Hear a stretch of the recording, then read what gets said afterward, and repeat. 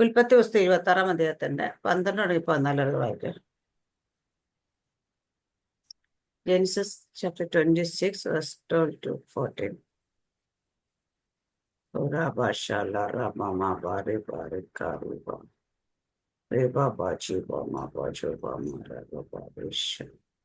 ഇസഹാക്ക് ആ ദേശത്ത് വിതച്ചു. ആ ആണ്ടിൽ 100 മേനി വിളവ് കിട്ടി. യഹോവ അവനെ അനുഗ്രഹിച്ചു. അവൻ വർദ്ധിച്ചു വർദ്ധിച്ച് മഹാധനവാനായി തീർന്നു. അവന് ആട്ടിൻകൂട്ടങ്ങളും മാട്ടിൻകൂട്ടങ്ങളും വളരെ ദാസന്മാരും ഉണ്ടായിരുന്നത് കൊണ്ട് ഫെലിസ്ത്യർക്ക് അവനോട് അസൂയ തോന്നി. ആമേൻ. സ്തോത്രം. ഹല്ലേലൂയ. ഫെലിസ്ത്യർക്ക് അവനോട് അസൂയ തോന്നി. ഹല്ലേലൂയ. എന്തുകൊണ്ടാ അസൂയ തോന്നിയ? ആമേൻ. അവൻ ധാരാളം ആട്ടിൻകൂട്ടങ്ങളും മാട്ടിൻകൂട്ടങ്ങളും വളരെ ദാസന്മാരുണ്ടായിരുന്നത് കൊണ്ട് ഫെലിസ്ത്യർക്ക് അവനോട് അസൂയ തോന്നി. നമുക്ക് എല്ലാവർക്കും അറിയാം ഈ ഭാഗത്തിന്റെ പശ്ചാത്തലമൊക്കെ അറിയാം. ഇസഹാക്ക് ആ ദേശത്ത് വിതച്ചു. ആ ആണ്ടിൽ അവന് 100 മേനി വിളവ് കിട്ടി. ഹല്ലേലൂയ. കാരണം നമുക്ക് എല്ലാവർക്കും അറിയാം, അവിടെ ആ ദേശത്ത് ക്ഷാമമായിരുന്നു. ക്ഷാമം വന്ന സമയത്ത് ഇസഹാക്കും അബ്രഹാം ചെയ്ത പോലെ മിസ്രൈമിലേക്ക് പോകാമെന്ന് തീരുമാനമൊക്കെ എടുത്തപ്പോൾ ദൈവം തന്നെ പറഞ്ഞു, നീ പോകരുത്, നീ ഇവിടെ തന്നെ നിൽക്കണം. ഹല്ലേലൂയ. ആമീൻ. ഇവിടെ തന്നെ നിൽക്കണം, ഇവിടെ തന്നെ വിതയ്ക്കണം എന്നൊക്കെ ദൈവം ഇങ്ങനെ ഓരോന്ന് പറഞ്ഞു കൊടുക്കാൻ തുടങ്ങിയപ്പം ഇസഹാക്ക് അത് കേട്ട് അനുസരിച്ച് അവിടെ നിന്ന് പല കാര്യങ്ങളും ഇസഹാക്ക് അബ്രഹാമിനെ ഫോളോ ചെയ്ത പോലെ നമുക്ക് കാണാൻ പറ്റും.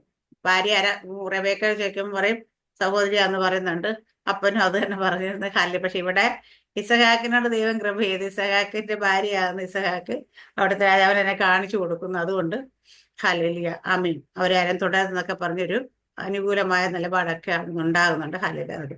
പക്ഷെ എന്തുകൊണ്ടാന്ന് വെച്ചാൽ ദൈവം പറയുന്നത് കേട്ട് അനുസരിച്ച് അവിടെ നിൽക്കുകയാണെങ്കിൽ ഹല്ലേലൂയ, ദൈവം നമ്മുടെ കാര്യങ്ങൾ എല്ലാത്തിലും ഹല്ലേലൂയ ദൈവം ഇടപെടും.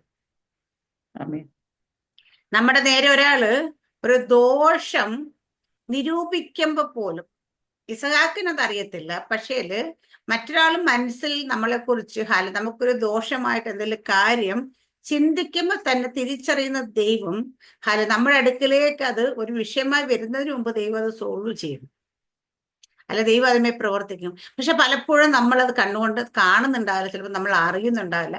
നമ്മുടെയൊക്കെ ജീവിതത്തിൽ നമ്മുടെ നേരെ വരേണ്ട എന്തോരം ആപത്ത് അനർത്ഥങ്ങൾ ദൈവം അവരെ തുടരുത് എന്ന് പറഞ്ഞ് കൽപ്പിച്ചിട്ടുള്ളതുകൊണ്ട്, അല്ലെങ്കിൽ ഗുണമാകട്ടെ ദോഷമാകട്ടെ, നമ്മുടെ യാക്കോബിന്റെ പിന്നാലെ പോകുന്ന ലാബാനിന്റെ ഗുണമാകട്ടെ ദോഷമാകട്ടെ അവനതിന് മിണ്ടതെന്ന് പറഞ്ഞ് അങ്ങനെ പലയിടത്തും ദൈവം നേരിട്ട് ഇടപെടുന്നത് നമുക്ക് കാണാൻ പറ്റും. ഹല്ലേലൂയ. അപ്പൊ ഞാൻ കഴിഞ്ഞ ദിവസം ഇങ്ങനെ നമ്മുടെ ഈ ശുശ്രൂഷയുടെ പോരാട്ടങ്ങളെ കുറിച്ചൊക്കെ ഇങ്ങനെ പറഞ്ഞപ്പോൾ എനിക്ക് സാറമസ്റ്റാച്ചു. അത് കേട്ടോണ്ട് ദൈവാത്മ എന്നോട് ഇടപെട്ട കാര്യം ഞാൻ അന്നേരം വോയിസ് മെസ്സേജ് തിരിച്ചയച്ചു. ദൈവം തരുന്ന ഒരു ശുശ്രൂഷയ്ക്ക് നമ്മൾ നിൽക്കുമ്പോൾ ദൈവം ഏൽപ്പിച്ച വേലയ്ക്ക് ദൈവം പറഞ്ഞതുപോലെ ദൈവത്തിന്റെ ഹിതപ്രകാരം നമ്മൾ മുൻപോട്ട് പോകുമ്പോൾ നമുക്കതിന് പല പോരാട്ടങ്ങളും വരും. പക്ഷേ നമ്മൾ അതിനെക്കുറിച്ച് ബോധം ചെയ്യേണ്ട ആവശ്യമില്ല. കാരണം നമ്മൾ നിൽക്കുന്ന ശുശ്രൂഷ നമ്മളെ ഏൽപ്പിച്ച ദൈവത്തിനറിയാം നമ്മുടെ നേരെ വരുന്ന പോരാട്ടങ്ങൾ നമ്മളോടുള്ള പോരാട്ടമല്ല, അത് ദൈവത്തോടുള്ള പോരാട്ടമാണ്. നമ്മൾ ചെയ്യുന്ന വേല ആരുടേതാണ്? കർത്താവ് തന്നെ ഏൽപ്പിച്ച വേലയാണ്. എങ്കിൽ ഹല്ലേലൂയ, അങ്ങനെ നമ്മുടെ നേരെ വരുന്ന ഓരോ പോരാട്ടങ്ങളും വരുമ്പോൾ അയ്യോ എൻ്റെ നേരെ ആ ദേശത്ത് ഭയങ്കര പോരാട്ടമാണ്, എൻ്റെ വേലയ്ക്കെതിരെ ഭയങ്കര ഇതാണ്, നോ, ഡോണ്ട് ബോദർ അബൌട്ട്. ദൈവം പറഞ്ഞ് അതിനെക്കുറിച്ച് നമ്മൾ വിചാരപ്പെടുകയേ വേണ്ട. കാരണം എന്താന്ന് വെച്ച് കഴിഞ്ഞാൽ അത് നിർത്തിയ ദൈവത്തിന് അറിയാം അതിനെ എങ്ങനെ സോൾവ് ചെയ്യണമെന്ന്. നമ്മൾ മാനുഷ്യമായിട്ട് അതിനെ സോൾവ് ചെയ്യാൻ ശ്രമിക്കേണ്ട കാര്യമില്ല. കാരണം അയ്യോ അപ്പുറത്ത് ആ ദൈവദാസല്ല സഭ ഹല്ലേലൂയ, അല്ലെങ്കിൽ അവർക്ക് ഹല്ലേലൂയ എന്നോട് ഭയങ്കര വിരോധ ദേഷ്യം, അല്ലെങ്കിൽ ഈ ദേശത്തിലെ ശക്തികൾ എന്നോട് ഹല്ലേലൂയ എൻ്റെ ശുശ്രൂഷയെ തടയുന്ന രീതിയിൽ ഹല്ലേലൂയ അത് ചെയ്യുന്നു.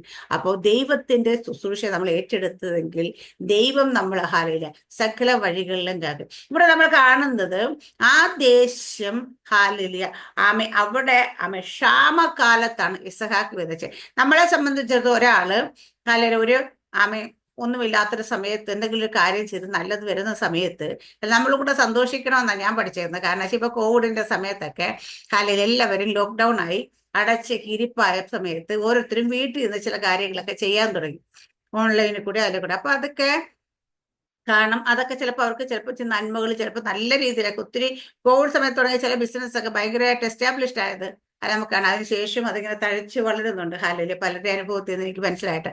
അപ്പൊ അതൊക്കെ കാണുമ്പോൾ ഹാലയില് ഇവിടെ അവർക്ക് അസൂയ തോന്നിയെന്ന് എഴുതിയേക്കുന്നത്. കാരണം നമ്മൾ അസൂയയെ കുറിച്ച് കഴിഞ്ഞ എനിക്ക് ഒന്ന് രണ്ടാഴ്ചക്കുള്ളിൽ നമ്മൾ ഹാലയിലിയ ദാവീദിനെ ശൗലിനെ എടുത്ത് പഠിച്ചു കഴിഞ്ഞ് അസൂയയെ കുറിച്ച് കുറച്ച് ഹാലയിലെ കാര്യങ്ങൾ ചിന്തിച്ചത്. അപ്പൊ ഇവിടെ മനുഷ്യന്റെ മനോഭാവമാണ് ഈ കാണുന്നത് ഹാലയിലെ. അവിടെ വെറുതെ കിടന്നത്, അല്ലെ പാഴും ശൂന്യമായി കിടന്നത്, അല്ലെ തരിശായി കിടന്നൊരു ഭൂമി. ഹാലൂയ. ആമേ ദൈവം പറഞ്ഞു കേട്ട് ഇസഹാക്ക് അവിടെ നിന്ന് വിതച്ചു. ഹാലല്ലേ, അത് ആമെ ഉഴുതു വിതച്ച് എല്ലാരും വിതച്ചപ്പം ഇസഹാക്കിനെ കളിയാക്കിട്ട് ഈ പ്രതികൂലത്തിൽ, ഈ വരൾച്ചയിൽ, അല്ലെങ്കിൽ ഈ ഹാലലിയ ഈ ഉണക്ക സമയത്ത്, അല്ലെങ്കിൽ വെള്ളം കിട്ടാത്തിടത്ത് ഇവന് പ്രാന്തായിരിക്കും. കാരണം ഇതവൻ വിതയ്ക്കുന്നത് ഹാലലിയ. സാധാരണ ആൾക്കാര് അമ്മ കാലാവസ്ഥ നോക്കി, മഴ നോക്കി, വെള്ളത്തിന്റെ ഇത് നോക്കി ഹാലലിയ അവിടെ ഓരോ കാര്യങ്ങൾ നോക്കി വിതയ്ക്കുമ്പോൾ ഇസഹാക്ക് വിതച്ചത് പ്രതികൂലത്തിലാണെന്ന് പ്രത്യേകം എഴുതിയിട്ടുണ്ട്. കാരണം ഒന്നും അനുകൂലമല്ലാതെ നിൽക്കുമ്പോൾ ചിലതൊക്കെ ഇസഹാക്ക് അവിടെ വിതച്ചു. പക്ഷെ ഇസഹാക്കിനോട് വിതയ്ക്കാൻ പറഞ്ഞ ദൈവം 100 മേനി അവൻ വിളവ് കൊടുക്കുകയും ചെയ്യുന്നു. ഹല്ലേലൂയ. അപ്പൊ അവിടെ ഒന്നിനും കൊള്ളാതെ കിടന്ന ചില സ്ഥലം, പാഴ്ശൂന്യമായി കിടന്ന ചില സ്ഥലം, ഹാലലിയ അതിനെ ഫലഭൂഷ്ടമാക്കി മാറ്റിയപ്പോൾ എന്നാൽ അടുത്തുള്ളവർക്ക് ചിന്തിക്കുക, ഹാലലിയ ആ ഇസഹാക്ക് നമുക്ക് നല്ലൊരു വഴി കാണിച്ചു തന്നു. ഇങ്ങനെയുള്ള അവസ്ഥയിലും ഹാലലിയ വിതച്ചാൽ നമുക്കും കൊയ്യാൻ പറ്റും, അല്ലെങ്കിൽ അവരങ്ങനെ ചെയ്യുമ്പോൾ ഹാലലിയ അതുകൊണ്ട് ഗുണമുണ്ടാകുന്ന, അത് നമുക്ക് ഇത്രയും നാൾ അറിവില്ലാത്തത് പക്ഷെ നമുക്ക് കാണിച്ചു തന്ന അറിവ് ഹാലലിയ അത് നമുക്ക് ഫലപ്രദമായിട്ട് ഉപയോഗിക്കാം, അല്ലെങ്കിൽ നമുക്കും കൂടെ അതിനകത്ത് പങ്കാളിയാകുന്നല്ല. പക്ഷെ അവർക്ക് ഇസഹാക്കിനെ ദൈവം അനുഗ്രഹിച്ച് മഹാധനവനായെന്ന് കണ്ടപ്പോഴത്തേന് അവർക്ക് അവനോട് അസൂയ തോന്നി. ഹല്ലേലൂയ. അപ്പൊ അസൂയ എന്ന് പറയുന്ന സാധനം എല്ലായിടത്തും ഉണ്ട് കേട്ടോ. അസൂയ വന്നു കഴിഞ്ഞാൽ അടുത്ത എന്താ, ശണ്ടയിടലും, ഹാലയിൽ വിരോധിക്കലും, അവരെ ദ്രോഹിക്കലും, ഇങ്ങനെ പലതിലേക്ക് അത് ഡൈവേർട്ടാകും. ശിവന്റെ നാമത്തിൽ ധൂപം ദൂനം ദശാന പർവചൂട പരപാദശകപ. ആമേൻ, സ്തോത്ര, ഹല്ലേലൂയ. അപ്പൊ ഞാൻ പറഞ്ഞത് എത്രയൊക്കെ കാര്യം മനസ്സിലായി. ഇസഹാക്ക് വിതച്ച് അത് നഷ്ടപ്പെട്ടു പോയെങ്കിൽ, അവിടെ നശിച്ചു പോയിരുന്നെങ്കിൽ ആർക്കും അസൂയ തോന്നത്തില്ലായിരുന്നു. ഹാലലിയ. അപ്പൊ നമ്മൾ എന്തെങ്കിലും ഒരു കാര്യമൊക്കെ ചെയ്യുമ്പോൾ നമ്മൾ ചെയ്യുന്ന കാര്യങ്ങൾ സക്സസ് ആകുന്നു എന്ന് കാണുമ്പോഴാണ് നമ്മളോട് ആൾക്കാർക്ക് അസൂയ ഉണ്ടാകുന്നത്. നമ്മൾ നശിച്ചു കിടന്നാൽ ഹാലലിയ നമ്മൾ ആ ഇരിക്കുന്ന അവസ്ഥയിൽ തന്നെ അതിനൊരു മാറ്റവും ഇല്ല, എന്തൊക്കെ ചെയ്തിട്ട് രക്ഷപ്പെടുന്നില്ല എന്ന് കണ്ടു കഴിഞ്ഞാൽ ആർക്കും അസൂയയില്ല. പക്ഷെ തുടർന്നതെല്ലാം അനുഗ്രഹമായി വരുന്ന കാണുമ്പോൾ നിങ്ങളോട് ഹാലലിയ പലർക്കും അസൂയ തോന്നും. ഈ അസൂയ ഹാലേലൂയ എന്തുകൊണ്ടാ വരുന്നതെന്ന് വെച്ചാൽ അവർക്ക് ദൈവികമായ സ്വഭാവം ഇല്ലാത്തവരിലാണ് ഇതുണ്ടാകുന്നത്. ദൈവത്തിന്റെ സ്വഭാവം, ദൈവത്തിന് എപ്പോഴും പരിശുദ്ധാത്മാവിന്റെ ഫലം നമ്മൾ ഉണ്ടെങ്കിൽ ഹാലേലൂയ നമുക്കൊരിക്കലും അസൂയ തോന്നത്തില്ല. ദൈവത്തിന്റെ സ്വഭാവം നിന്നെ പോലെ നിന്റെ അയൽക്കാരനെ സ്നേഹിക്കണം ഹാലലി എന്ന് പറഞ്ഞ ദൈവം പറഞ്ഞിരിക്കുന്ന ആ ഒരൊറ്റ കൽപ്പന നമ്മൾ ഉണ്ടെങ്കിൽ നമ്മൾ ആ കൽപ്പനയെ ഫോളോ ചെയ്യുന്നവരാണെങ്കിൽ നമുക്ക് അസൂയ തോന്നത്തില്ല. കാരണം എന്നെ പോലെ തന്നെയാണ് എൻ്റെ അയൽക്കാരൻ, അല്ലെ എൻ്റെ കൂട്ടുകാരൻ. ഹല്ലേലൂയ. അവരെ ഞാൻ അനുഗ്രഹിക്കുന്ന പോലെ തന്നെയാണ് അവരും അനുഗ്രഹിക്കപ്പെടുന്നത്. എനിക്കൊരു നന്മ വരുന്നത് പോലെ തന്നെയാണ് അവർക്ക് ആ നന്മ വരുന്നത്. ഹല്ലേലൂയ. നമ്മളിപ്പോൾ ഹാലലിയ രാത്രി വൈകുന്നേരം എന്നും എല്ലാ ദിവസവും കൂടി വന്ന് അനേക വിഷയങ്ങൾ ഏറ്റെടുത്ത് പ്രാർത്ഥിക്കുന്നുണ്ട് നമ്മൾ. കാരണം നമ്മുടെ വിഷയങ്ങൾക്ക് വേണ്ടിയിട്ടല്ല, അനേകരുടെ വിഷയങ്ങൾ, നമ്മുടെ പൊതുവായിട്ടുള്ള വിഷയങ്ങൾ, ഹാലലിയ ഈ ദേശത്തിന്റെ വിഷയം, രാജ്യത്തിന്റെ വിഷയങ്ങൾ, ശുശ്രൂഷയെ കുറിച്ചോർത്ത്, ദൈവത്തിന്റെ വചനത്തിൽ പറഞ്ഞിരിക്കുന്ന രാജാക്കന്മാർക്ക് വേണ്ടി, അധികാരസ്ഥന്മാർക്ക് വേണ്ടി, കർത്താവിന്റെ വേല, അങ്ങനെ പല വിഷയങ്ങൾ ഏറ്റെടുത്ത് നമ്മൾ പ്രാർത്ഥിക്കുന്നുണ്ട്. എന്തിനാ നമ്മൾ അത്രയും സമയം സ്പെൻഡ് ചെയ്തിരുന്ന് പ്രാർത്ഥിക്കുന്നത്? ഹല്ലേലൂയ. എന്തിനാ നമ്മൾ അത്രയും സമയം സ്പെൻഡ് ചെയ്ത് പ്രാർത്ഥിക്കുന്നിരുന്നിട്ട്? കാരണം ഹല്ലേലൂയ നമ്മൾ ആ വിഷയങ്ങൾ എടുത്ത് പ്രാർത്ഥിക്കുമ്പോൾ ആ വിഷയങ്ങളൊക്കെ നമ്മുടെയും വിഷയങ്ങളാണ്. കാരണം ഒരു ദൈവദാസൻ എവിടെയെങ്കിലും സുവിശേഷ വിരോധികൾ നിമിത്തം കഷ്ടത അനുഭവിക്കുന്നുണ്ട്, അവരുടെ കുടുംബം അല്ലെങ്കിൽ കുഞ്ഞുങ്ങളുടെ വിദ്യാഭ്യാസത്തിന് വേണ്ടി ബുദ്ധിമുട്ടുന്നുണ്ട്, വിവാഹം കഴിക്കാൻ കഴിയാത്ത കുഞ്ഞുങ്ങൾ അവിടെ നിൽക്കുന്നത് കാണുമ്പോൾ നമുക്കൊരു വേദന തോന്നുന്നെങ്കിൽ എന്തുകൊണ്ടാണ് അതെന്ന് വെച്ചാൽ നമ്മൾ ദൈവസ്നേഹം ഉള്ളത് കൊണ്ടാണ് അത് വരുന്നത്. ഇല്ലെങ്കിൽ എന്താ, അത് വല്ലവന്റെ കാര്യം, നമുക്കെന്താ? എന്ന് വിചാരിക്കും അല്ലേ? ഇത് വല്ലവരുടെയും കാര്യമല്ല. ഹല്ലേലൂയ. ആമേൻ. നമ്മുടെ സ്വന്തം കാര്യമായിട്ട് തന്നെ നമ്മൾ എടുക്കുന്ന കർത്താവ് യേശു ക്രിസ്തുവിന്റെ സഭ എന്ന വെളിപ്പാട് നിൽക്കാൻ കഴിയുന്നവർക്ക് അത് കഴിയത്തുള്ളൂ. ആമേ സഭ, ആമേ കർത്താവ് പഠിപ്പിക്കുന്നത്, ആമേ യേശു ക്രിസ്തു ശരീരമാകുന്ന സഭ, ആമേ തലയായിരിക്കുന്ന ക്രിസ്തു, നമ്മളൊക്കെ അവയവങ്ങളാണെങ്കിൽ നമ്മുടെ ഒരു കൈയുടെ ഒരു വിരൽ, ഞാൻ ഇപ്പൊ പറയാം, എന്റെ കാലിൽ കടന്നൽ കുത്തിയിട്ട് എനിക്ക് വേദന എടുക്കുന്നു പറഞ്ഞു. അപ്പൊ എന്റെ ശരീരം മുഴുവൻ അറിയുന്നുണ്ട്. ഹല്ലേലൂയ. ഇത് പറയാൻ കാര്യം എന്താന്ന് വെച്ച് കഴിഞ്ഞാൽ, ഈ ശരീരം മുഴുവൻ അറിയുന്ന പോലെ നമ്മുടെ ആമേ മറ്റുള്ളവരുടെ വിഷമങ്ങളും വേദനകളും നമ്മൾക്കും അത് ഫീൽ ചെയ്യണം. ചെയ്തില്ലെങ്കിൽ നമ്മൾ സഭയിൽ നിന്ന് വെളിപ്പാടിലല്ല, സഭയിലല്ല നിൽക്കുന്നത്. ഹല്ലേലൂയ. അപ്പൊ അതുകൊണ്ടാണ് ആ വെളിപ്പാട് നമ്മുടെ ഉള്ളിൽ വരുമ്പോഴാണ് നമ്മൾ മറ്റുള്ളവരുടെ വിഷയങ്ങൾ കാണുമ്പോൾ നമുക്ക് സങ്കടം വരുന്നത്, നമുക്കല്ലേ പ്രാർത്ഥിക്കാൻ തോന്നുന്നത്. നമ്മുടെ ഗ്രൂപ്പിൽ പോലും ഇല്ലാത്ത അനേക വിഷയങ്ങൾ നമ്മൾ പ്രാർത്ഥിക്കാറുണ്ട്. ഹല്ലേലൂയ. പക്ഷെ ആ പ്രാർത്ഥിക്കുന്നതിന്റെ കാരണം എന്ന് വെച്ചാൽ അപ്പൊ ഈ ഒരു വെളിപ്പാട് ഇല്ലെങ്കിൽ എന്ത് കാര്യം കണ്ടാലും കുറ്റങ്ങൾ പറയാനും കുറവുകൾ കണ്ടെത്തുവാനും അവർ അസൂയപ്പെടാനും ഒക്കെ തോന്നും. ഇപ്പൊ പല ദൈവദാസന്മാരുടെയും ശുശ്രൂഷകളൊക്കെ ഭയങ്കര നന്നായിട്ട് വളർന്നു വരും, അല്ലെങ്കിൽ നന്നായിട്ട് ചെയ്യുന്ന കാണുമ്പോൾ ആൾക്കാർ നോക്കുന്നത്, അതിനകത്ത് നന്മ നോക്കുന്നതിനെക്കാട്ടി കൂടുതൽ അതിലെന്തെങ്കിലും തിന്മയുണ്ടോ എന്ന് നോക്കുക. അറിയാണ്ടൊരു വാക്ക് വായിന്ന് വീണാൽ, ഹല്ലേലൂയ, അറിയാതൊരു അബദ്ധം പറഞ്ഞാൽ അതിനെ മാത്രം ഹൈലൈറ്റ് ചെയ്ത് കാണിക്കാൻ ശ്രമിക്കും. ഈ സ്വഭാവം നമ്മളിൽ ആരിലും ഇരിക്കരുത്. എന്തുകൊണ്ടാണ് അടുപ്പിച്ച്, ഇതിപ്പം എനിക്ക് ദൈവം തന്ന വചനം കേട്ടോ, ഞാനല്ലാതെ തപ്പിടിച്ചു കൊണ്ടുവന്നില്ല. കാരണം എന്തുകൊണ്ടാണ് ദൈവം അടുപ്പിച്ചടുപ്പിച്ച് ഈ വചനം നമ്മളോട് ഇടപെടുന്നതെന്നറിയാം? ഈ അസൂയയെ കുറിച്ച് സംസാരിക്കുന്നതെന്നറിയാവോ? നമ്മൾ ആരിലൊക്കെ ഇതുണ്ട്, എവിടെയൊക്കെ ഇതുണ്ട്. കാരണം നമ്മുടെ ശബ്ദം കേൾക്കുന്ന ആരിലൊക്കെ ഇപ്പോഴും ഇത് ഇരിപ്പുണ്ട്. മറ്റുള്ളവന്റെ നന്മ കാണുമ്പോൾ, മറ്റുള്ള നമ്മളെക്കാട്ട് നന്നായി ഒരു കാര്യങ്ങൾ ചെയ്യുന്ന കാണുമ്പോൾ, മറ്റുള്ള അനുഗ്രഹിക്കപ്പെടുമ്പോൾ, മറ്റുള്ളവരുടെ പ്രാർത്ഥനകൾക്ക് വേഗം വേഗം മറുപടി, നമ്മുടെ പ്രാർത്ഥനയ്ക്ക് ഇങ്ങനെ തന്നെ ഇരിക്കുന്നത്, ഇങ്ങനെയൊക്കെ കാണുമ്പോൾ അറിയാണ്ട് എവിടെയൊക്കെയോ ആരിലൊക്കെ ഇപ്പോഴും ഈ അസൂയ എന്ന് പറയുന്ന സാധനം, നമുക്ക് ചിലപ്പോൾ അസൂയാണെന്ന് തിരിച്ചറിയത്തില്ലായിരിക്കും, പക്ഷേ മറ്റുള്ളവന്റെ നന്മ കണ്ടിട്ട് സന്തോഷിക്കാൻ കഴിയാത്തൊരു മനോഭാവം നമ്മളിൽ ഉണ്ടെങ്കിൽ, നമ്മൾ ആർക്കെങ്കിലും ഉണ്ടെങ്കിൽ, അത് നിങ്ങൾ വെച്ചുകൊണ്ടിരിക്കാൻ പാടില്ല. ഹല്ലേലൂയ. ഞാനാകട്ടെ ഇരിക്കുന്ന ഓരോ, ചിലപ്പോൾ എന്നിലായിരിക്കും, പക്ഷെ നിങ്ങളിലായിരിക്കും. പക്ഷെ ഇത് നമ്മൾ ഇന്ന് മാറണം. ഹല്ലേലൂയ. ഇവിടെ അതിന്റെ ഭവിഷ്യത്ത് എന്താ നമുക്ക് കാണാം. ഹല്ലേലൂയ. ഇസ്ഹാക്ക് ആ ദേശത്ത് വിതച്ചു, ആ 100 മേനി വിളവ് കിട്ടിയും യഹോവ അവനെ അനുഗ്രഹിച്ചു, അവൻ വർദ്ധിച്ചു വർദ്ധിച്ചു മഹാധനവാനായി തീർന്നു. ഞാൻ ഒരിക്കൽ പറഞ്ഞിരുന്നു, ദൈവം എന്നോട് പറഞ്ഞതാ, ദൈവത്തിന്റെ വചനത്തിൽ മഹാധനവാനെന്ന് എഴുതിയിരിക്കുന്ന ധനത്തെക്കുറിച്ച് നമുക്ക് മെഷർ ചെയ്യാൻ പറ്റത്തില്ല. കാരണം ഞാൻ എന്നോട് അന്നേരം ദൈവം പറഞ്ഞ, നമ്മുടെ ഇവിടെ ഇന്ത്യയിലെ ഏറ്റവും വലിയ പണക്കാരനാണെന്ന് വെച്ചാൽ മുകേഷ് അംബാനി എന്നൊക്കെ നമ്മൾ പറയും. ഇതാണല്ലോ ഇപ്പോഴത്തെ ഇതനുസരിച്ച്. അപ്പൊ അതൊക്കെ എന്താ വെച്ചാൽ അളന്ന് തിട്ടപ്പെടുത്തിയിട്ടാണ് അവർ ഇത്ര ബില്യൺ ഡോളേഴ്സിന് അവരുടെ ആസ്തി ഉണ്ടെന്ന് കണ്ടുകൊണ്ടാണ് ഓരോരുത്തരുടെയും എന്താ പറയാ നമ്പർ 1, ഇന്ത്യയിൽ നമ്പർ 1, കേരളത്തിൽ നമ്പർ 1, വേൾഡ് നമ്പർ 1, ഇങ്ങനെയൊക്കെ പറയാം. അത് പക്ഷെ അതിനെല്ലാം ഒരു അളവ് പോലുണ്ട് അല്ലെ? കാരണം ഇത്ര ബില്യൺസ് എന്ന് അവർക്ക് അളന്ന് തിട്ടപ്പെടുത്താൻ പറ്റിയ അവരുടെ സമ്പത്തിനെ, അല്ലെങ്കിൽ അവരുടെ ആസ്തിയെ, അവരുടെ അസറ്റിനെയൊക്കെ തിട്ടപ്പെടുത്താൻ പറ്റിയത് കൊണ്ടാണ് അത് അങ്ങനെ നമുക്ക്. പക്ഷേ ദൈവത്തിന്റെ വചനത്തിൽ മഹാധനവാൻ എന്നൊരു വാക്ക് ഉപയോഗിച്ചിട്ടുണ്ടെങ്കിൽ ആ ധനത്തെ മെഷർ ചെയ്യാൻ കഴിയില്ല. അങ്ങനെ അനുഗ്രഹിക്കുന്ന മഹാധനവാൻ എന്ന ദൈവം. ആ ധനവാനായ, അത് പറയാൻ കാരണം ഞാൻ പറഞ്ഞ, അബ്രഹാം ധനമുള്ള ധനവാന്മാർ വരുന്ന സ്വർഗത്തിൽ പോകത്തില്ല എന്നൊരു ചോദ്യം ഞാൻ ചോദിച്ചപ്പോഴാണ് ദൈവം എന്നോട് പറഞ്ഞു തന്നത്. ഹല്ലേലൂയ. മഹാധനവാൻ എന്ന് പറഞ്ഞ അബ്രഹാം സ്വർഗത്തിൽ, ലാസർ, കുഷ്ഠരോഗിയ ലാസർ മരിച്ച് അബ്രഹാം പിതാവിന്റെ മടിയിൽ ഇരിക്കുന്നത് കണ്ടപ്പോൾ അബ്രഹാം അവിടെ എത്തിയിട്ടുണ്ടല്ലോ. അങ്ങനെ മഹാധനവാൻ അബ്രഹാം എത്തിയെങ്കിൽ ലോകത്ത് ഏത് ധനവാനും സ്വർഗത്തിലേക്ക് എത്താം.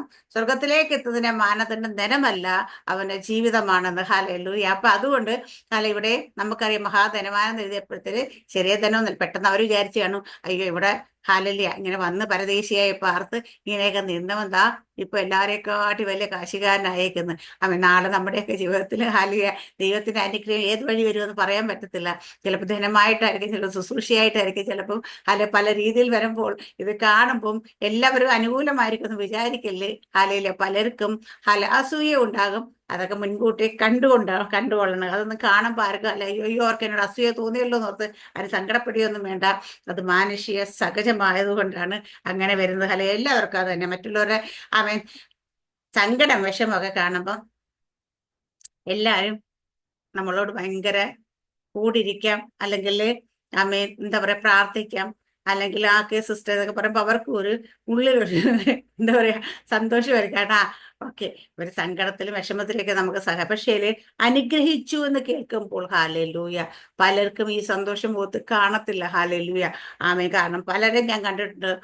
പല സഭയിലും ഹാലലൂയ പല സഭയിലെന്ന് പറയുന്ന നമ്മൾ തന്നെ വലിയ ദൈവം ചെയ്ത വലിയ ഉപകാരങ്ങളൊക്കെ ഹാലലിയ കയറി നിന്ന് സാക്ഷിയൊക്കെ പറഞ്ഞു കഴിയുമ്പോഴത്തേന് അവിടെ ഇരിക്കുന്ന എല്ലാവർക്കും സന്തോഷത്തെക്കാട്ടി ചിലരൊക്കെ മുഖത്ത് നോക്കിയാൽ നമുക്കറിയാം ഒരു സങ്കടം ഫീൽ ചെയ്യുന്ന കാണാൻ പറ്റും. ഹാലലിയ അതൊക്കെ ശ്രദ്ധിച്ച മനസ്സിലായി. പണ്ട് ഞങ്ങളുടെ ഗ്രൂപ്പിലല്ല ഞാൻ പോകുന്ന സഭയിൽ ഒരു കുടുംബം ഉണ്ടായിരുന്നു. അവരെന്നെ പറയും അയ്യോ ചേച്ചി അവർക്കാണ് എപ്പോഴും എന്തെങ്കിലും കാര്യം കിട്ടുമ്പോൾ എല്ലാ ആഴ്ചയും മിക്കവാറും സാക്ഷ്യം പറയും. ഹിന്ദു ബാക്ക്ഗ്രൗണ്ടിൽ നിന്ന് കുടുംബം അത് അവർക്ക് എപ്പോഴും സാക്ഷ്യം.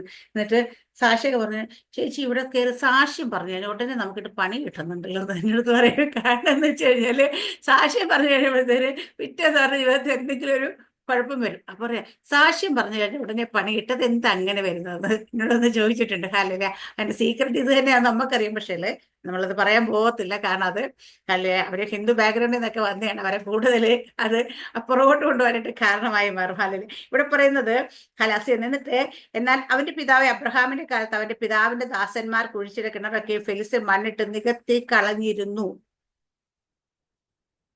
പിതാവിന്റെ കാലത്ത് കുഴിച്ച നീരുറവ് അല്ലെങ്കിൽ കിണറുകളൊക്കെ ഫെലിസ്തീൻ മണ്ണിട്ട് നികത്തി കളഞ്ഞിരുന്നു. എന്താ അവർ ചെയ്ത കാര്യം? അവിടെ അവർക്ക് അസൂയ വന്നപ്പോഴാണ് നികത്തിക്കൾ. ഒരാള് ഞാൻ ചോദിക്കുന്നത് ഇവിടെ നമ്മുടെ ദേശത്ത് ഒരു പൊതുവായിട്ട് കിണർ പോയി നല്ല വെള്ളമൊക്കെ കണ്ടു കഴിയുമ്പോഴത്തേന് ഹാലയിലെ ഒരു കൂട്ടർ വന്നിട്ട് അത് നികത്തി കളയുന്നുണ്ട്. ഹാലയിലായി അതിന്റെ ഗുണം എന്തോ ദോഷം എന്തെന്ന് ചിന്തിക്കുക. അത് ഞാൻ ചെയ്യുന്നത് ഇപ്പൊ നമ്മുടെയൊക്കെ സുവിശേഷ പരസ്യ യോഗങ്ങൾ മിക്കതും കണ്ടാൽ നമുക്ക് മനസ്സിലായി മദ്യത്തിനും മയക്കുമരുന്നിനെതിരെയാണ് അവര് പരസ്യ യോഗങ്ങൾ നടത്തുന്നത് അല്ലെ. അതിലൂടെ അവര് കർത്താവിന്റെ സ്നേഹത്തെ അറിയിക്കുക ചെയ്യുന്നത്. അപ്പൊ അവരുടെ ബോർഡ് എന്താണ്, അല്ല അവർ വെച്ചേക്കുന്ന ബാനർ എന്താണ്? മദ്യത്തിന് മയക്കുമരുന്നിന് എതിരെ തന്നെയാണ് അവര് ഹാലയില് അതിനെക്കുറിച്ച്. ഇപ്പൊ അത് ഏറ്റവും വിപത്തായി നിൽക്കുന്ന ഒരു കാര്യമാണ്. നമ്മുടെ സമൂഹത്തിൽ ഏറ്റവും വിപത്തായി നിൽക്കുന്ന ഒരു കാര്യമാണ് മദ്യവും മയക്കുമരുന്നും കാരണമുള്ള ഹാലയിലൂയ പ്രവർത്തികൾ.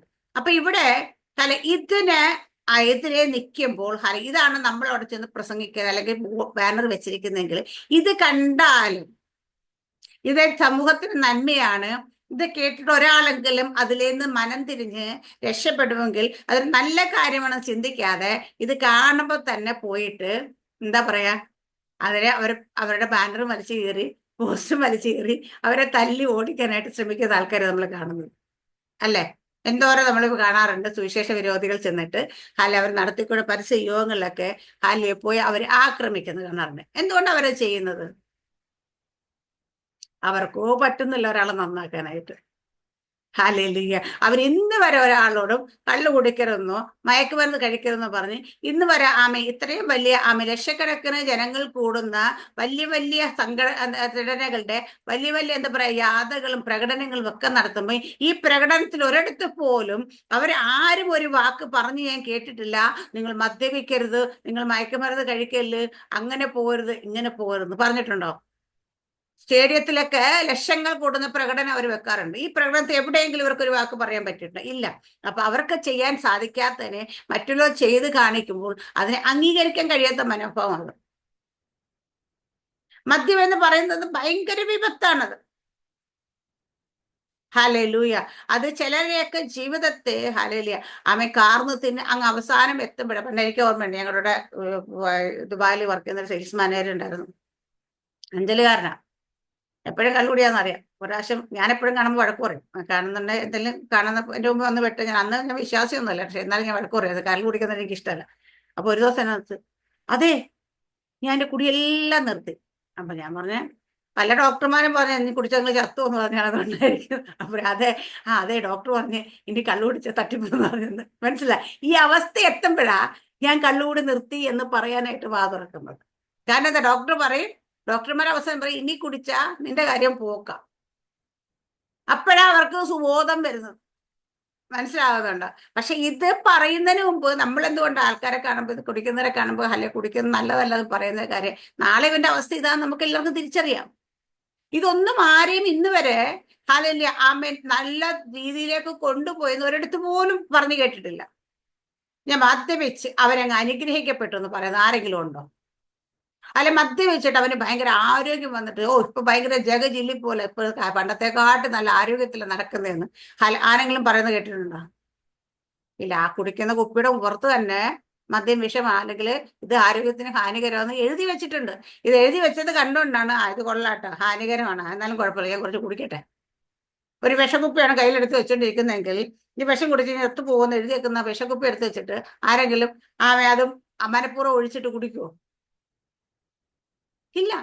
ഹല്ലേലൂയ. ഇവിടെയൊക്കെ ഞാൻ പറയാം, അപ്പൊ ഓരോ കാര്യങ്ങൾ നമ്മൾ ചെയ്യുന്ന കാര്യങ്ങൾ, ഞാൻ പറയും ഓരോ കാര്യങ്ങൾ ചെയ്യുമ്പോൾ അതിന് അസൂയ ഉണ്ടാകുന്ന വെച്ചാൽ എന്തെങ്കിലും ആൾക്കാർ നന്മ ചെയ്യുന്ന കാര്യങ്ങൾക്ക് പോലും ഇന്ന് നമ്മൾ സംസാരിക്കുമ്പോൾ അതിനും അസൂയയാണ്, അല്ലെങ്കിൽ അതിനും വിരോധമാണ്. ഹല്ലേലൂയ. അതിനും എതിരെയാണ് പ്രകടനം. ഇവിടെ പറയാം, അവിടെ ആ ഒരു കിണർ ഒരാൾ ഒരിടത്ത് കുഴിച്ചു കഴിഞ്ഞാൽ, അന്നത്തെ കാലത്ത് കിണർ നമുക്ക് നമ്മുടെ വീടുകളിൽ മതിൽ കെട്ടി അടച്ചെടുത്തൊക്കെയല്ല കിണർ കുഴിക്കുന്നത്. പൊതു സ്ഥലങ്ങളിൽ കിണർ കുഴിച്ചു കഴിഞ്ഞാൽ അത് പൊതുവായ വസ്തുവാണ്. ഹല്ലേലൂയ. പൊതുവായിട്ട് എല്ലാവർക്കും എടുക്കാം. നമുക്കറിയാം, നമ്മൾ കാണുന്ന ഉൽപ്പത്തി കാലത്ത് അമ്മ യാക്കോബ് കുഴിച്ച കിണർ. ഹല്ലേലൂയ. അതുപോലെ നമ്മൾ സുവിശേഷത്തിൽ കാണുന്നു അമ്മ ശമരിയ സ്ത്രീ വെള്ളം എടുക്കുക യാക്കോബിന്റെ കിണറിന്റെ അടുക്കിലേക്ക്. അങ്ങനെ ഓരോ സ്ഥലത്ത് അന്ന് കുഴിച്ച കിണറുകളൊക്കെ ഇന്നും പ്രയോജനപ്പെടുന്ന രീതിയിൽ അത് നിലനിൽക്കുന്നെങ്കിൽ ഹല്ലേലൂയ. നമ്മൾ കാണുന്ന ചില ദേശത്തൊക്കെ ചില കിണറുകളൊക്കെ പൊതു കിണറൊക്കെ കാണാറുണ്ട്. ഇപ്പൊ അതൊന്നും ഇല്ല, പക്ഷെ അപ്പൊ അവിടെയൊക്കെ എല്ലാവർക്കും പോയി ഉപയോഗിക്കാൻ പറ്റുന്ന ഇത്. അബ്രഹാം കുഴിച്ചിട്ട് അബ്രഹാം വേലി കെട്ടി അടച്ച് സ്വന്തം പറമ്പിലേക്ക് കെട്ടി അടച്ച് ഗേറ്റും വെച്ച് മതിലും വെച്ചേക്കുന്ന സ്ഥലമല്ല ഇത്, പൊതുവായി കുഴിച്ച കിണർ. ഹല്ലേലൂയ. അതിനെയാണ് വന്ന് നികത്തി കളയുന്നത്. അപ്പൊ അവർക്കും കൂടി പ്രയോജനമാകേണ്ട കാര്യമാണ്. അപ്പം ഇത് ആർക്കൊക്കെ പ്രയോജനമാകുമെന്ന് ചിന്തിക്കുന്നില്ല. ചിലപ്പോൾ ഈ കേട്ട് നിൽക്കുന്ന, ഇപ്പൊ ഞാൻ ഒരു സുവിശേഷ യോഗം നടത്തുമ്പോൾ അവിടെ തല്ലാനും കൊല്ലാനും വരുന്നവൻ, കൈ വഴിയെടുത്ത് വരുന്നവൻ, അവനൊരു മദ്യപാനിയായിരിക്കും. അവന്റെ ജീവിതത്തിലും കൂടെ ഉപകാരമാകേണ്ട കാര്യമാണ് ഈ പറഞ്ഞുകൊണ്ടിരിക്കുന്നത്. അവന്റെ ജീവിതം കൂടെ നശിപ്പിക്കുന്നതിനെ കുറിച്ച് ഈ പറയുന്നത്. പക്ഷെ അത് അവനും കൂടെ ഉപകാരമാകേണ്ട കാര്യമാണ് അവൻ വന്ന് മൂടിക്കളയുന്നതാണ്. ഹല്ലേലൂയ. അവിടെ അവര് നികത്തി കളഞ്ഞിരുന്നു. അബീമേലെക്ക് ഇസഹാക്ക്, നീ ഞങ്ങളെക്കാൾ ഏറ്റവും ബലവാൻ, ഞങ്ങളെ വിട്ടുപോക എന്ന് പറഞ്ഞു. അടുത്ത ആള് ഹല്ലേലൂയ അബീമേലെക്ക് ഭരിക്കുന്ന ആളാണ്. വന്നിട്ട് പറയാ, നീ ഞങ്ങളെക്കാട്ടി ബലവാനായതുകൊണ്ട് നീ വിട്ടുപോക്കോളെ. സാധാരണ ആൾക്കാർ വന്നിട്ട് നീ നല്ല ബലവാനായി നമ്മുടെ കൂടെ നിൽക്കുക കേട്ടോ, അല്ലെങ്കിൽ അത് നല്ല നമുക്കൊരു പവറായിട്ടോ നിന്നോ എന്ന് പറയാം. പക്ഷെ ഇവിടെ നമ്മൾ മറ്റുള്ളവരെ കാട്ടി ബലവാനാണെന്ന് തോന്നുമ്പോൾ ഹല്ലേലൂയ നമ്മൾ ഓടിച്ചു വിടാനും അകറ്റി വിടാനും ഹല്ലേലൂയ ഇരുത്തിക്കളയാനൊക്കെ ശ്രമിക്കുന്നവരാണ്. ഹല്ലേലൂയ. ഇവിടെയും കാണുന്നത് അത് തന്നെയാണ്. ആമേൻ, സ്തോത്രം. താഴേക്ക് പോയി കഴിഞ്ഞാൽ നമ്മുടെ സമയം ഒരുപാട് മുമ്പോട്ട് പോകുന്നുണ്ട്. അങ്ങനെ ഇസഹാക്ക് അവരെ വിട്ട് പുറപ്പെട്ട് ഗേരാത്തഴി കൂടാരമടിച്ച് അവിടെ പാർത്ത്. അപ്പൊ തന്റെ പിതാവായ അബ്രഹാമിന്റെ കാലത്ത് കുഴിച്ചതും അബ്രഹാം മരിച്ച ശേഷം ഫെലിസ് നികത്തിക്കളഞ്ഞതുമായ കിണർ ഇസഹാക്ക് പിന്നെയും കുഴിച്ചു. അടുത്ത സ്ഥലത്തേക്ക് ഇസഹാക്ക് അവിടെ ഉണ്ടായിരുന്നു കേട്ടോ, അബ്രഹാം പിതാവ് കുഴിച്ച കിണർ. അവര് നികത്തിക്കളഞ്ഞ കിണർ അത് വീണ്ടും കുഴിച്ചു. ഹല്ലേലൂയ. വീണ്ടും കുഴിച്ചു. അവിടെ പിതാവ് അവർക്ക് ഇട്ടുന്ന പേര് തന്നെ ഇട്ടു ഇസഹാക്കിന്റെ ദാസം. അവിടെ കുഴിച്ച എന്താ പറയാ, ആദ്യം എടുത്ത് കുഴിച്ചപ്പോ പോയി ശണ്ടയിട്ട് അവർ വന്ന് പിടിച്ച്, രണ്ടാമതെടുത്ത് പോയപ്പോ അവിടെയും ശണ്ടയിട്ട്, മൂന്നാമത്തെ അപ്പൊ പക്ഷെ അവിടെ ഇസഹാക്ക് അവിടെ പോരാടാൻ നിൽക്കുന്നില്ല, ഇസഹാക്ക് മാറിപ്പോയി വീണ്ടും കുഴിച്ചു. ഹല്ലേലൂയ. അപ്പൊ ഒരെണ്ണം ഹല്ലേലൂയ വെള്ളം കണ്ടപ്പോ അതിനെ ശണ്ടയിടാന്ന് വന്നില്ല രഹബോത്തൊന്ന് പേരിട്ടെന്നൊക്കെ നമ്മൾ ഈ ഭാഗം ചിന്തിച്ചിട്ടുള്ള കാര്യം ഇവിടെ കാണുന്നത്. അപ്പൊ ഇവിടെ ഞാൻ പറഞ്ഞ കാര്യം, ഇസഹാക്ക് ചെയ്യുന്ന കാര്യങ്ങൾ തിന്മയല്ല, ഇസഹാക്ക് നന്മയാ ചെയ്തത്. ഒരു കിണർ കുഴിച്ചാൽ അത് ഒരാൾക്ക് വേണ്ടിയിട്ടുള്ളതല്ല എന്നറിയുന്ന കാലത്തും എല്ലാവർക്കും പ്രയോജനപ്പെടുന്ന കാര്യം ചെയ്തിട്ടും അത് എതിരെ ശണ്ടയിടുക ചെയ്യുന്നത്. ഹല്ലേലൂയ. ഞാൻ പറയുന്നത് ഇപ്പൊ നമ്മുടെയൊക്കെ വീടുകളിൽ ഹല്ലേലൂയ നമ്മളൊക്കെ എഴുന്നേറ്റ് പ്രാർത്ഥിക്കുന്നു, ആർക്കും ഒരു ഉപദ്രവമില്ലല്ലോ, ഉണ്ടോ? ഇല്ല. എന്നാ അവർക്ക് ഗുണമാണോ വെച്ചാൽ ആണ്. ഹല്ലേലൂയ. നമ്മളെ വിശ്വസിക്കാത്തവർക്കും രക്ഷിക്കപ്പെടാത്തവരും നമ്മുടെ കുടുംബത്തിലുള്ളവരും പലരുടെയും ജീവൻ ഇന്നും നിലനിൽക്കുന്നതിന്റെ കാരണം നിങ്ങളുടെയും ഓരോരുത്തരുടെയും പ്രാർത്ഥനയാണ്. ഇതവർ മനസ്സിലാക്കുന്നില്ല. ഇല്ലെങ്കിൽ എന്നേ പിശാച് ഇവരെയൊക്കെ അല്ലെങ്കിൽ വരെ മരണത്തിന് ഏൽപ്പിച്ചു കൊടുക്കേണ്ട അവസ്ഥകളൊക്കെ പലതും കടന്നു പോയിട്ടും ഇന്ന് മരണത്തിന് വിട്ടുകൊടുക്കാതെ അവരെ പിടിച്ചു നിർത്തുന്നെങ്കിൽ നമ്മുടെ ഓരോരുത്തരുടെയും പ്രാർത്ഥനയാണത്. അതുപോലും മനസ്സിലാക്കാതെ നമ്മളോടൊന്ന് ശണ്ടയിട്ടുകൊണ്ടിരിക്കുക. നമ്മുടെ പ്രാർത്ഥന എങ്ങനെ വായ എങ്ങനെ അടപ്പിക്കാമെന്ന് ചിന്തിച്ചുകൊണ്ടിരിക്കുക, അതിനുവേണ്ടി പ്രവർത്തിച്ചുകൊണ്ടിരിക്കുക. ഹല്ലേലൂയ. ഇവിടെ ഇത് തന്നെയാണ് അവർ ചെയ്ത കാര്യം തന്നെ. കാരണം അവർക്ക് വേണ്ടി കൂടിയാണ് ആ കിണർ കുഴിച്ചത്. അവർക്ക് വേണ്ടി കൂടെ അനുഗ്രഹമാകാൻ വേണ്ടിയിട്ടാ അതിനകത്ത് അത്രയും പാടുപെട്ട് കിണർ കുഴിച്ച്. അന്നത്തെ കാലത്ത് കിണർ കുഴിക്കാന്ന് വെച്ചാൽ നിസ്സാര കാര്യമൊന്നും അല്ലത്. നമ്മൾ ഇപ്പൊ തന്നെ ഒരു കിണർ കുഴിക്കാൻ എത്ര പാടാന്ന് നമുക്കറിയാം. ഹല്ലേലൂയ. അപ്പൊ അത്രയൊക്കെ ചെയ്തിട്ട് അതെല്ലാം അവർക്കും കൂടെ ഉപകാരമാകേണ്ട കാര്യങ്ങളെ പോലും നശിപ്പിച്ച് കളയാൻ വേണ്ടിയിട്ട്. മണ്ണിട്ട് മൂടാന്ന് വെച്ചാൽ എന്താ? പിന്നെ അതുകൊണ്ട് അതിനെ വന്ന കാര്യത്തെ അടച്ചു കളയുക. ഹല്ലേലൂയ. അതിൽ നിന്ന് ആർക്കും വേണ്ട, എനിക്കും വേണ്ട, നിനക്കും വേണ്ട. പണ്ടത്തെ കാലത്ത് പലരും പറയാണ്ട്, ഞാൻ നശിച്ചാലും വേണ്ടില്ല, കൂടെ നിങ്ങളും കൊണ്ട് പോരട്ടെ എന്ന് പറയുന്ന ചിന്താഗതിയാണ്. ഹല്ലേലൂയ. അപ്പൊ അങ്ങനെയുള്ള മനോഭാവങ്ങൾ എന്തുകൊണ്ടാ വരുന്നത് ചോദിച്ചാൽ അവർക്ക് ഒരിക്കലും മറ്റുള്ളവൻ ചെയ്ത നന്മകളെ അത് നന്മയാണോ തിന്മയാണോ എന്ന് പോലും നോക്കാതെ അത് നശിപ്പിക്കാൻ ശ്രമിക്കുന്നതിന്റെ കാര്യം ആ നന്മകളെ അക്സെപ്റ്റ് ചെയ്യാൻ കഴിയാത്തതിന്റെ പ്രശ്നമാണ്. നമ്മുടെ കൂട്ടത്തിൽ ഒരാൾ ഹല്ലേലൂയ നന്നായിട്ടൊന്ന് ശുശ്രൂഷയിലേക്ക് പൊങ്ങി വരുമ്പോൾ അവർ നന്നായിട്ട് പ്രാർത്ഥിക്കുമ്പോൾ, നന്നായിട്ട് നല്ല വെളിപ്പാടുകൾ കാണുമ്പോൾ അല്ലെങ്കിൽ നമ്മളൊക്കെ അവരെക്കാട്ടിയോ എന്നെക്കാട്ട് കയറി പോകുന്നു കേട്ടോ, അത് ശരിയാകത്തില്ല എന്നൊരു മനോഭാവം നമ്മൾ ആരിൽ വരാൻ പാടില്ല. കാരണം അത് കാണുമ്പം ഇവരുടെ പ്രാർത്ഥന, ഇവർ കാണുന്ന വെളിപ്പാടുകൾ, ഇവർ കാണുന്ന ദർശനങ്ങൾ അവർ നമ്മളോട് പ്രവചിക്കുമ്പോൾ അത് നമുക്കും കൂടെ അനുഗ്രഹമാണ്. അല്ലെ? നമ്മുടെ ജീവിതത്തിൽ വരാൻ പോകുന്നൊരു കാര്യമായിരിക്കും ചിലപ്പം. നമ്മുടെ ജീവിതത്തിൽ ഇപ്പൊ നിൽക്കുന്നതൊക്കെ നമുക്ക് വെളിപ്പെടാത്ത കാര്യമായിരിക്കും മറ്റൊരാൾ പറയുന്നത്. ഇത് നമ്മുടെ ജീവിതത്തെ അനുഗ്രഹം. ഇത് കാണുമ്പോൾ അസൂയ വരികയല്ല ചെയ്യുന്നത്, മനുഷ്യ ബുദ്ധി അവിടെ എടുക്കുകയല്ല ചെയ്യുന്നത്. ഹല്ലേലൂയ. അതിനെ ഹല്ലേലൂയ നമ്മൾ സന്തോഷത്തോടെ സ്വീകരിക്കുന്നവരായി മാറാം. ഒരു ശുശ്രൂഷകൻ മറ്റൊരു ശുശ്രൂഷകനെ അംഗീകരിക്കണം. ഹല്ലേലൂയ. അവർക്ക് മറ്റുള്ളവർ ഹല്ലേലൂയ നമ്മളെക്കാട്ടും നന്നായിട്ടൊരു കാര്യം ചെയ്യുന്ന കാണുമ്പോൾ അതിനെ ഹല്ലേലൂയ സന്തോഷത്തോടു കൂടി നമുക്കും കൂടെ പ്രയോജനമാത് എന്ന് വിചാരിച്ചിട്ട് അംഗീകരിക്കാൻ പഠിക്കണം. ഹല്ലേലൂയ. ഇവിടെ ഇസഹാക്ക് ആ ദേശത്ത് വിതച്ചു. ആ ആണ്ടിൽ അവൻ 100 മേനി കൊയ്ത്. ശൂന്യമായി കിടന്ന ദേശം, അല്ലെങ്കിൽ പ്രതികൂലമായി കിടന്ന ദേശമാണ്. ഇസഹാക്ക് കാണിച്ചു കൊടുക്കുകയാണ്. ദൈവം പറഞ്ഞപ്പോൾ അത് കേട്ടനുസരിച്ച ഞാൻ വിതച്ച് 100 മേനി കൊയ്യാൻ പറ്റിയെങ്കിൽ നിങ്ങൾക്ക് ഓരോരുത്തർക്ക് ഇത് ചെയ്യാൻ പറ്റുമെന്ന് ഒരു മാതൃക അവിടെ ഇസഹാക്ക് വെളിപ്പെടുത്തുകയാണ്. എന്നിട്ട് അതിനെ പോലും ആദരിക്കാൻ കഴിയാതെ അസൂയപ്പെടുന്ന ജനത്തെ നമ്മൾ കാണുന്നു. നമ്മുടെയൊക്കെ ഭവനത്തിൽ അതിനെ വിശ്വാസത്തിലേക്ക് നമ്മൾ ഓരോരുത്തർക്കും മാതൃക കാണിച്ചത് എന്താ? വിശ്വാസ ജീവിതത്തിലേക്ക് പോയി കഴിയാ നമുക്ക് വേണ്ടി മാത്രമല്ല, അനേകർക്ക് അനുഗ്രഹമായി നിൽക്കാൻ വേണ്ടി ദൈവം നമ്മൾ ഉപയോഗിക്കുന്നുണ്ട്. നമ്മൾ പ്രാർത്ഥിക്കുന്നത് മതം സ്ഥാപിക്കാൻ വേണ്ടിയിട്ടല്ല. കർത്താവ് യേശുക്രിസ്തു വചനത്തിലൂടെ പഠിപ്പിച്ച കാര്യങ്ങൾ ഫോളോ ചെയ്യാൻ വേണ്ടിയിട്ടാണ് നമ്മൾ ഓരോരുത്തരും പ്രവർത്തിക്കുന്നത്. ദൈവത്തിന്റെ കൽപ്പനകളാണ് നമ്മൾ അനുസരിക്കുന്നതെന്ന് മനസ്സിലാക്കാതെ പോലും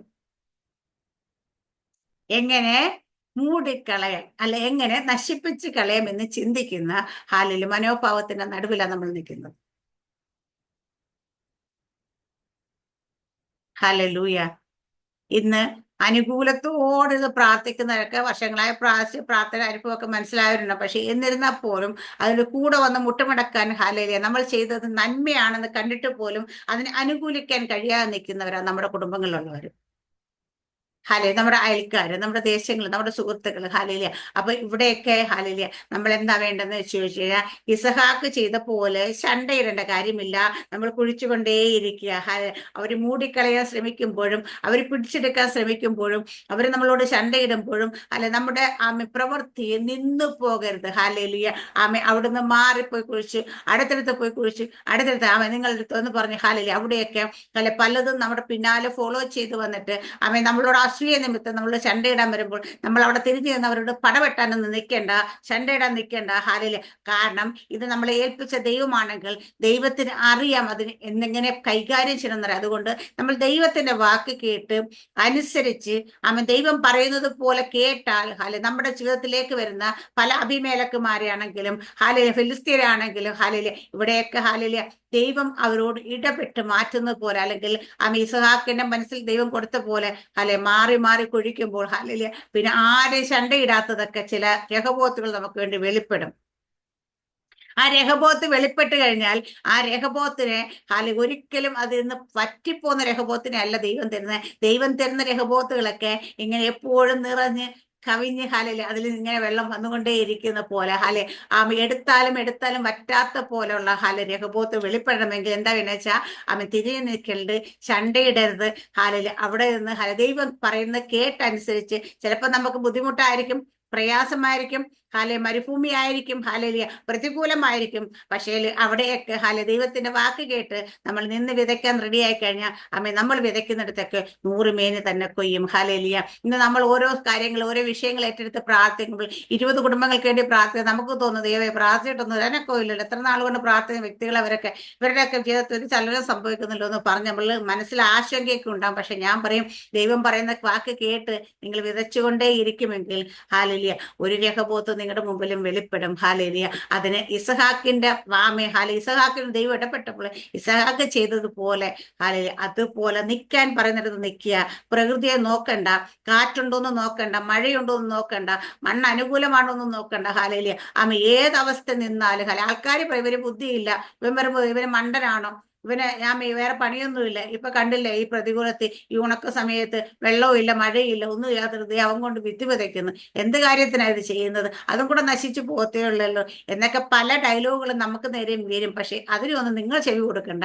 നിങ്ങൾ ആകപ്പാട് ചെവി കൊടുക്കേണ്ടത് ദൈവത്തിനോട്ട് ശബ്ദത്തിന് മാത്രം ചെവി കൊടുത്തു നിന്ന് നിങ്ങൾ വിതയ്ക്കുമെങ്കിൽ ഞാൻ പറയും, അങ്ങനെ വിതയ്ക്കുന്നവര് ജീവിതത്തിൽ ഒരു രഹബോത്ത് വെളിപ്പെടുക തന്നെ ചെയ്യും. അവിടെ അവിടെ ഇസഹാക്ക് 100 മേനി കൊയ്തതുപോലെ 30ഉം 60ഉം അല്ല, നമ്മൾ 100 മേനി തന്നെ കൊയ്യുന്നവരായി മാറും. ആമേൻ. ഇതിനായിട്ട് ദൈവം എല്ലാവരെയും അനുഗ്രഹിക്കുമാറാകട്ടെ. വചനത്താൽ ദൈവം എല്ലാവരെയും നിറയ്ക്കുമാറാകട്ടെ. ആമേൻ. സ്തോത്രം. God bless you.